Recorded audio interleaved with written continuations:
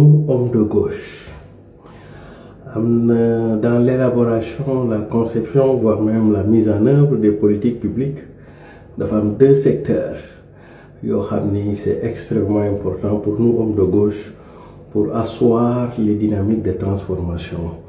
disons, structurelles. Moi, ce qu'on appelle les sports,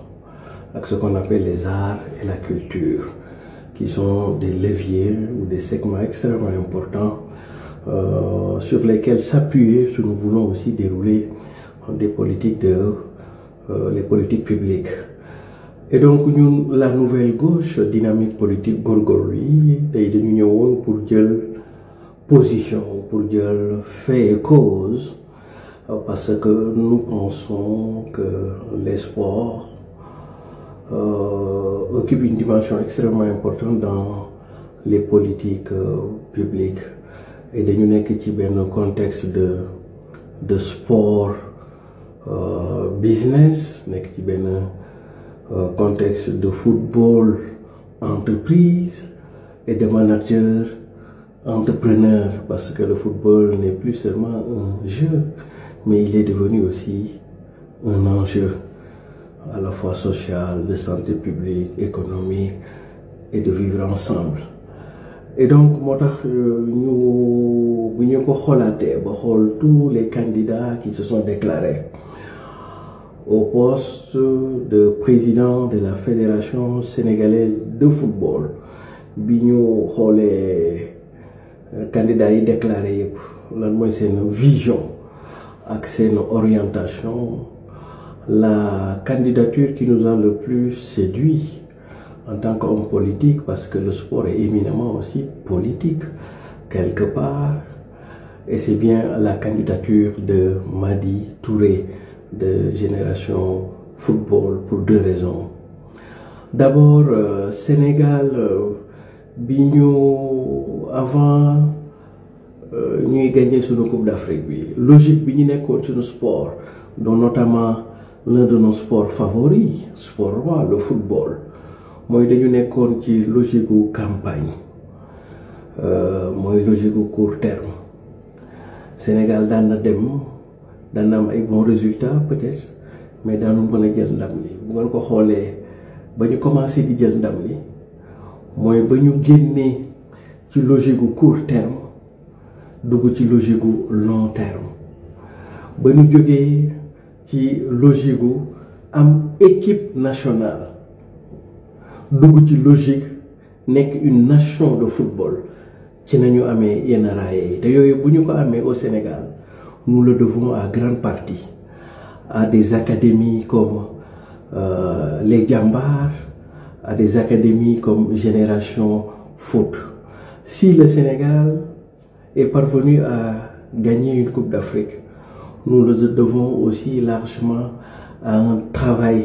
de fond, parce qu'il est du sport comme il est de l'économie, comme il est de la vie tout court, c'est-à-dire point de rupture. Et donc le fait que nous avons logique des académies de football avec le sport études, nous comprendre que aujourd'hui le football ce n'est pas seulement qu'un simple jeu, que c'est un enjeu, et qu'aujourd'hui le sport est devenu du business, sport business, mais le football est devenu presque une entreprise, disons-le comme ça, où il est appelé aux dirigeants de notre football d'être des entrepreneurs et de tous les profils qui se manifestent avec leur vision et leurs orientations.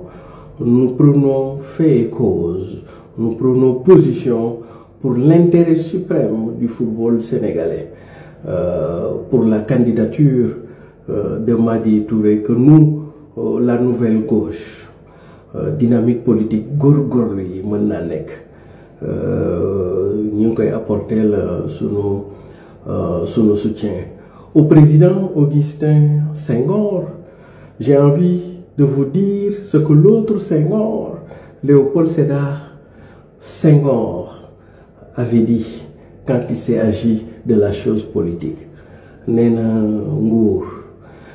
kenn du ko njiit ay la yéwén président Augustin Senghor l'histoire retiendra, c'est avec vous et c'est par vous que le Sénégal a une première Coupe d'Afrique, que les sélections de jeunes du Sénégal pendant longtemps absentes des compétitions ñëwaat ci compétition yi avec yow ci lay Sénégal di génn ci logique équipe nationale dugg ci benn nation de foot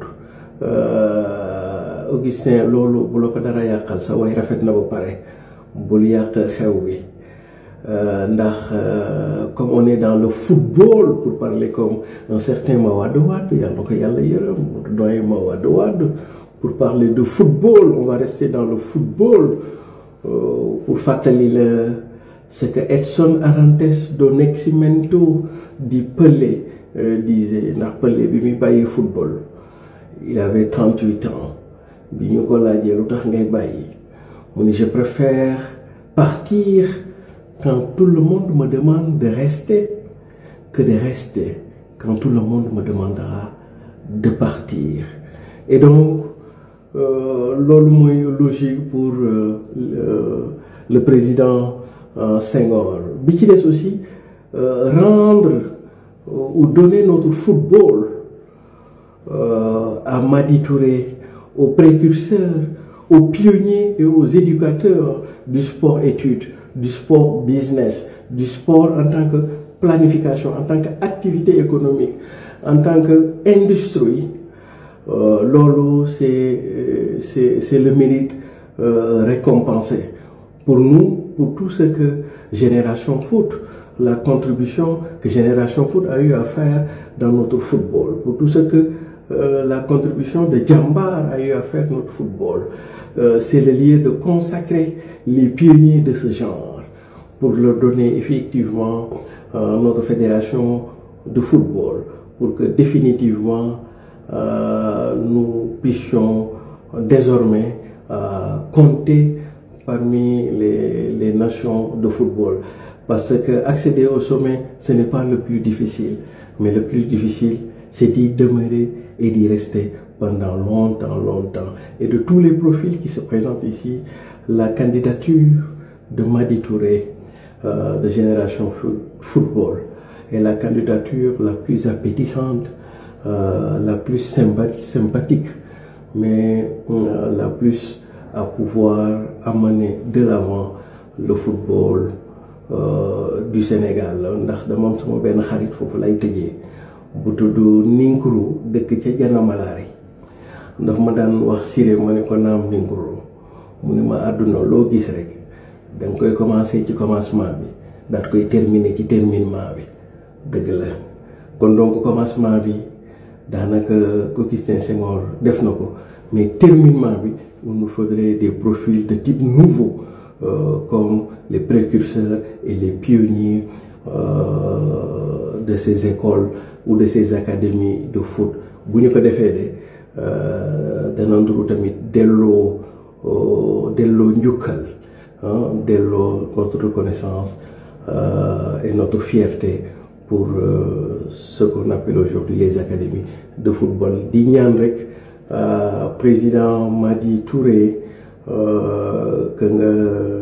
di la ko suggérer di la ko ñaan suñu mënee dem seeti suñu doyen Jo Diop à Thiès nga boole ko un peu ci